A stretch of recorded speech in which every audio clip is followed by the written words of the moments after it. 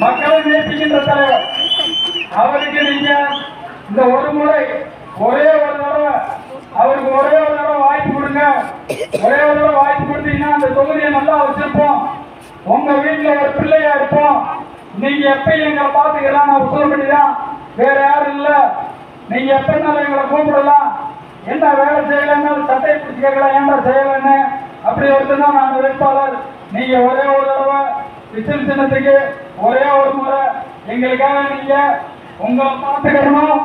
நம்ம சன்னதி நல்லா இருக்கணும், நம்மளுக்கு எல்லாமே கிடைக்கணும், நம்ம நல்லா இருக்கணும்னு நினைச்சீங்கன்னா நீங்க விசில் சின்னத்துல வாக்களிங்க.